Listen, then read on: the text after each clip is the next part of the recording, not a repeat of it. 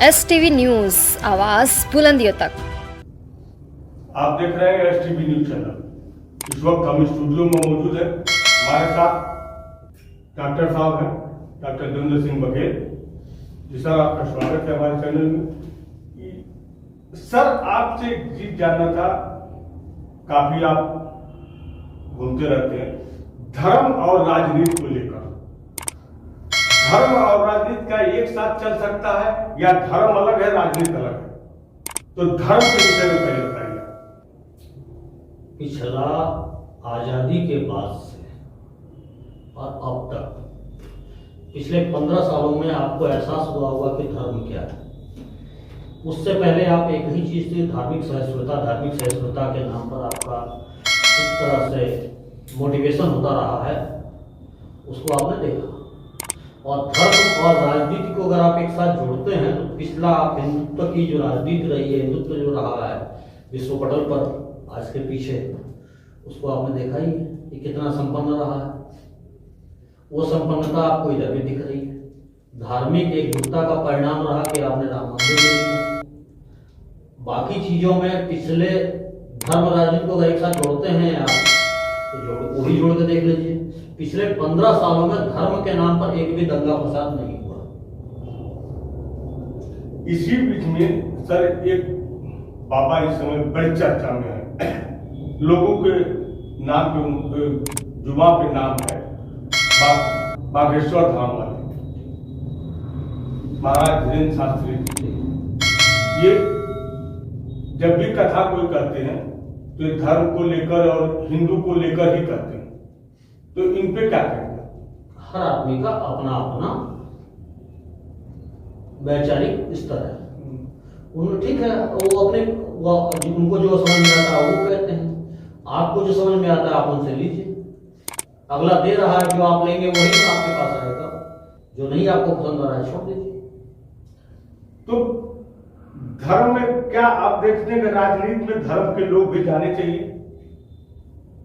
मेरे हिसाब से जाना चाहिए। इसके पहले भी लोग गए थे, इसके पहले भी गए और आज भी लोग जा रहे हैं, आगे भी जाएंगे, आगे भी जाएंगे। देखिए, आप इस समय जो सबसे ज्यादा प्रश्न उठ रहा है कि हिंदुत्व की बात जो हो रही है, लोगों के मन में पहले हिंदुत्व धार्मिक सहिष्णुता के नाम पर कुछ धर्म विशेष को बढ़ावा दिया जाता था। आज वो चीज खत्म कर दी गई है। वो चीज नहीं दिख रही है आपको। नहीं दिख रही। उसका परिणाम क्या होगा? दंगे फसाद नहीं हो रहे हैं। आप दूसरा अपना धर्म का प्रचार करता है,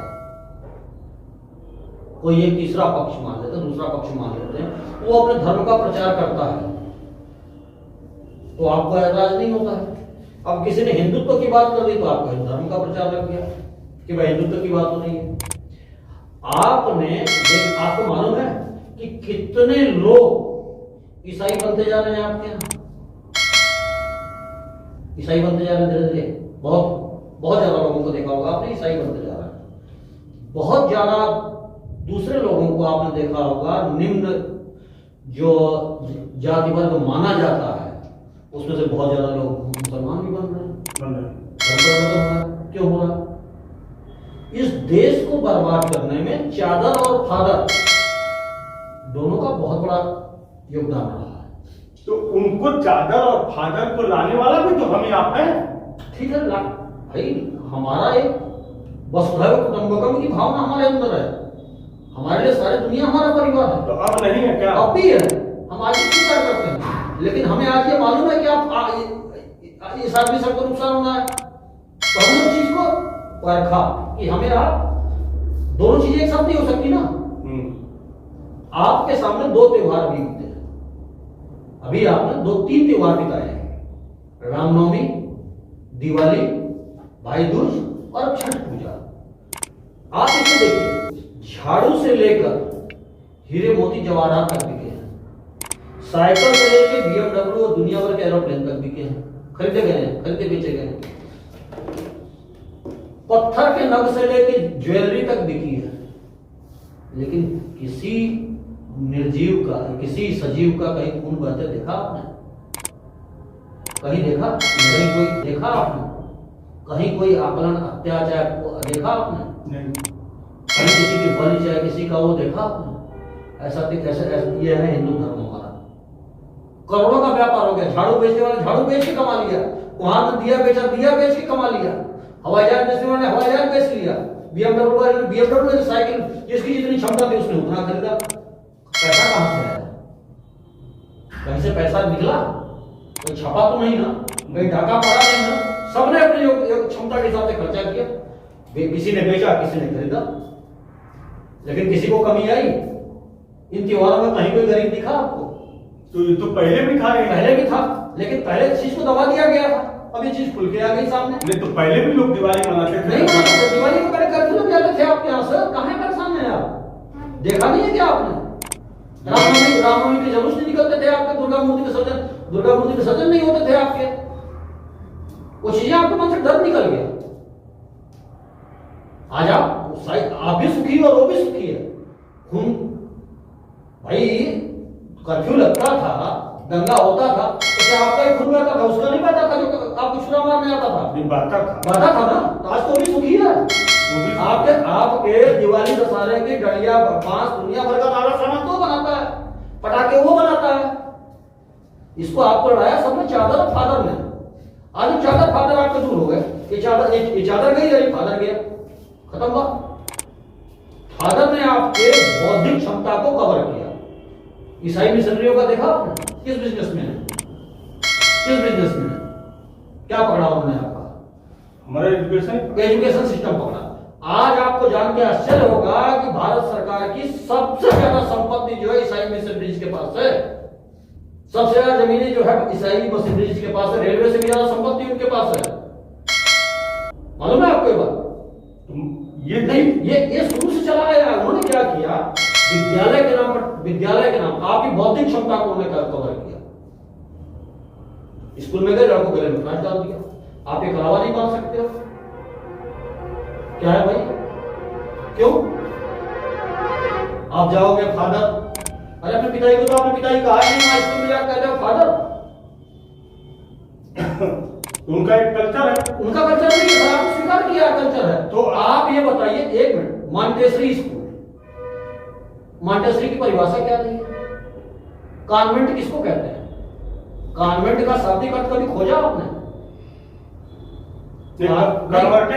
कॉन्वेंट नहीं सर। जो लिव इन रिलेशन में रहने वाले बच्चे पैदा होते थे नाजायज तरीकों से, उनको बच्चों को रखने की जो जगह होती थी उसको कॉन्वेंट कहा जाता है। आज भी डिक्शनरी उठा के देखिए, आपके उसमें आपके धर्म में कॉन्वेंट शब्द है कहीं? कॉन्वेंट में पढ़ाते हैं आप बच्चों को। क्या आपके बच्चे नाजायज हैं? आपने माना इस चीज को? देखा कभी इस चीज को? लेकिन ये रुकिए, अभी यहां नहीं और रुकिए। इसके अलावा बता रहा हूं अभी आपको। ये तो हो गया। आप मैडम कहते हैं, मैडम शब्द का शाब्दिक अर्थ खोजिए ना, क्या है? कभी खोजा आपने? बड़े शौक से कहते हैं मैडम का शाब्दिक अर्थ क्या है? डिक्शनरी उठाइए, पढ़िए, खोजिए उसका। आपके यहाँ हिंदू धर्म में कहीं तलाक शब्द आता है? आता है? आप बताइए मैडम का शब्द क्या है? नहीं बताएंगे तो मैं नहीं बता सकता हूँ। मैडम मतलब हम जानते हैं कि उसको मम्मी को मैडम नहीं सर। नहीं, वो मम्मी नहीं सर। ये मम्मी नहीं सर। मैडम शब्द का अगर अध्ययन किया जाए तो जो वेश्याएं होती थी और जो धंधे के योग्य नहीं रहती थी उनको मैडम का दर्जा दिया जाता था। वो मैडम का दर्जा देते थे। लेकिन आज तो सारे हो गया। यही तो आपका धार्मिक अपभ्रंश। सारे यही तो धार्मिक अपभ्रंश। सारे का अधिकारी का जो महिला है वो मैडम कहते हैं और उसी पे खुश है। शाब्दिक अपभ्रंश है, बिगड़ता चला गया। आपके हिंदू धर्म में कहीं भी तलाक शब्द है? नहीं। संबंध विच्छेद शब्द है? नहीं। उनके यहाँ है, सुबह शादी की, दोपहर में तलाक हो गया। तो उनके वहां हमारा ये कल्चर नहीं है। सुनिए, हमारे आप एक चीज कहे, आप उसको सुन लीजिए। हमारे में शादी विवाह संस्कार माना गया, लेकिन उनके में कॉन्ट्रैक्ट है। हाँ, कॉन्ट्रैक्ट है उनके में कॉन्ट्रैक्ट है। हाँ, तो ये चीज हमारे यहाँ संस्कार है, उनके कॉन्ट्रैक्ट है। तो जब ये बताइए कॉन्ट्रैक्ट में कितने बढ़िया रिश्ते रहते हैं? वो तो उनकी मर्जी है, कितना दिन रखी है तोड़ दे। ये छोड़ दो सर, मत उतर करो। नहीं, उतर के नहीं करो। ये तो तो करो, ये चीजें ये हमारी परिभाषा में नहीं है। हाँ। हमारे परिवेश के लिए नहीं सही है, हम नहीं मानते इस चीज को, हमारे परिवेश में नहीं होना चाहिए। हमारे यहाँ आप देखो, आप अरब में हो, आप कहते हो कि वहां मांसाहार खाते हैं कि अरबी लोग बहुत ज्यादा मांस खाते हैं। क्यों खाते हैं? क्योंकि वहां पैदा ही कुछ नहीं होता है, उनके यहाँ जो मिलेगा वही खाएगा आदमी, उनके यहाँ वही होता है वही खाते हैं। आप हिंदू धर्म में जलाते हो मृतक को, वो गाड़ते हैं। जब अरब देश वाले गाड़ने की परंपरा क्यों है? क्योंकि वहां लकड़ियां नहीं थी, जगह नहीं थी, जलाने की व्यवस्था नहीं है, और जहां है वहां जलाते ही है, जहां है साधु वहां जलाते ही है। तो ये तो जरूरत के हिसाब से नीतियां बनती चली गई। आप ऐसे हाथ धोते हो, वैसे हाथ धोते हैं। इसका मतलब क्या है ऐसे और ऐसे? कोई फर्क नहीं है। उनके पानी का कम से कम उपयोग में ऐसा धोया, ये आपने ऐसे धोया, ऐसे गिरा दिया, उन्होंने ऐसे धोया, पूरा यहाँ तक ले लिया, ये भी धो लिया, धूल साफ कर लिया, बस यही कुछ भी नहीं है। आप उनके साथ बैठिए। मैं अभी हम लोग बैठे थे दिल्ली में, पूछा गया, अरब का एक प्रतिनिधि मंडल आया था, बोला आपके पूर्वजों के पास ऊंट थे, आपके पास BMW सारी महंगी गाड़ियां हैं, आपकी अगली पीढ़ी के पास क्या होगा? उसने बोला वापस ऊंट होगा। सुन के बड़ा बुरा लगा। मैंने पूछा ऐसा कैसे? उसने जो बात कही, उसने कहा हमारे पूर्वज कर्मठ थे, विषम परिस्थितियों में आगे बढ़े, विषम परिस्थितियों का सामना किया, तो हमारे पास BMW है, हमारे पास विलासिता है।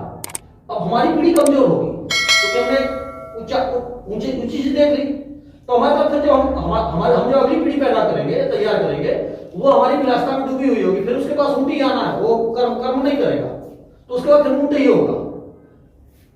तो चीज हमारे यहाँ भी है कि आप अगर बहुत संपन्न हैं तो हो सकता है 2 पीढ़ी बाद आगे लड़के आपके मेहनत न करें तो पता चलता है कि जो क्या से क्या दशा हो जाती है।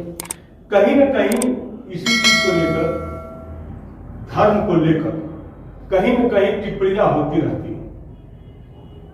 कुछ राजनेता हैं, कुछ धर्मगुरु भी हैं, तो आप इसको क्या मानते हैं कि धर्म पे ये लोग जो टिप्पणियां करते हैं ये उचित है? सर, मुंह का बवासीर किसी को भी हो सकता है, मुंह का बवासीर किसी को भी हो सकता है, और हो गया तो क्या करोगे? उसका कोई इलाज नहीं है।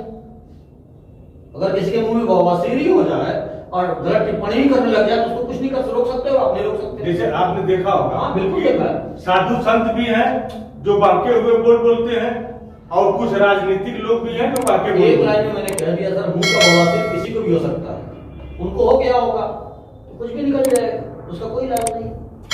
तो धर्म को लेकर आप क्या कहेंगे? धर्म जैसे जो पहले और आज लोगों में थोड़ा सा ज्यादा भाव आ गया है, ये 10 साल के अंदर जागरूकता आ गई है, जागरूकता, और लोग जो मनाने का तरीका है उसमें रम झम के मना, संयम आ गया, संयम आ गया, संयम आ गया, उतावलापन खत्म हो गया, उतावलापन खत्म हो गया। डंडा मजबूत है कि कूदोगे तो मार खाओगे। पहले आप कहीं भी होता था, पथरा होता था बसों का, आगजनी होती थी। अब जरा एक पत्थर उठा के तो मारो जरा एक पत्थर किसी बस पर, उठा हुआ पत्थर नीचे गिर जाता है तुरंत, नहीं भैया घर बिक जाएगा शाम को। ये डर होना, शासन का डर होना, और यही डर जो है आपको संभाल कर रखेगा। यानी डर, बिल्कुल डंडे का डर, जीने के लिए डर अच्छा है, जीने के लिए अनुशासन का डर होना चाहिए। डंडे का अनुशासन बहुत ही जरूरी है। आज जो परिवार टूट रहे हैं, जो परिवार जो उदारता दिखाता है, वही परिवार सबसे पहले टूटा। जहाँ आज भी डिक्टेटरशिप है, आप जाइए तो बड़े परिवारों में जहाँ डिक्टेटरशिप है वहाँ 100 आदमी, 80 आदमी का परिवार आज भी चल रहा है। एक ही आदमी मालिक है, बाकी आराम से काम कर रहे हैं, और आज भी सबल है वो। कुछ आज भी लोग अभी इस चीज को मान रहे हैं, कुछ लोग नहीं मान रहे हैं, लेकिन इसी कड़ी में हम धर्म में ही एक चीज जोड़ते हैं कि इस समय एक बहुत ज्यादा प्रचार में आया है। इस समय पहले से भी है, लेकिन 10 साल से लग रहा है बहुत धर्म, एक जो बहुत पंथ है वो ज्यादा निखर कर सामने आ रहा है इस समय। क्या कहां से निखर के आ रहा है? बहुत धर्म तो शुरू से चला आ रहा है। नहीं, शुरू से आ रहा है, लेकिन 10 साल से और ज्यादा निखर गया। ये कुछ नहीं है, मुंह का बवासीर है सर, सीधे साफ बता दूं मैं आपको लोगों ने बांटा धर्म में। बौद्ध धर्म के हिंदू धर्म का हिस्सा नहीं रहा है, उत्पत्ति हिंदू धर्म से ही टूटे हैं ना सब लोग। सारे धर्मों का मूल सनातन धर्म ही रहा है ना, सनातन से। अब आपको थोड़ा नहीं, आप मैंने आपको कहा चादर और फादर, ये चादर और फादर वो साजिश है जो आपको धीरे धीरे राजपूत में बांटा, ठाकुर पंडित ब्राह्मण बनिया शूद्र में बांटा, उसके बाद नहीं बढ़े तो ठाकुरों ने ठाकुर बांटा, यादव अहिर बांटा। तो ये बांटने का तरीका नहीं बांटा, धर्म में बांट दिया ना आपको। तो ये तो सब शुरू से ठाकुर का कुआं, ठाकुर का खेत, ठाकुर का घर, सारा हम बाद में वो मारे गए। अरे सर, ठाकुर की कुआं, ठाकुर की मूठ और ठाकुर का हल और ठाकुर का बैल ही था कि आप आज तक आप लोग खड़े रहे। तो जब ठाकुर का कुआं था तो कोई पानी बिना मरा नहीं। खोदा किसने उस कुएं को? हमने। उसी दलित ने खोदा ना, हमने खोदा ना, तो उसी ने खोदा। तो फिर ठाकुर का कुआं ठाकुर ने अनुशासन रखा कि पानी पियो, गंगा नहीं पियो, चुपचाप वहां बैठो, लाइन से पियो। और आज ठाकुर का कुआं नहीं है, आप 20 रुपए का बोतल खरीदते हो लीटर का पानी का। अब 20 रुपए का दूध नहीं खरीदते हो, 20 रुपए का पानी खरीदते पीते हो आप। 20 लीटर ये पानी खरीदने का तरीका भी तो आपका ही है सर। नहीं सर, हमारा तरीका कहाँ है? अच्छा ये बताइए, आपने चादर फादर की बात की, बिल्कुल बहुत अच्छा, हमने सुना, लेकिन हम नहीं कह रहे थे। आप ये बताइए, चादर फादर को भी तो सरे आपने दिया? नहीं दिया, हमने नहीं दिया ना।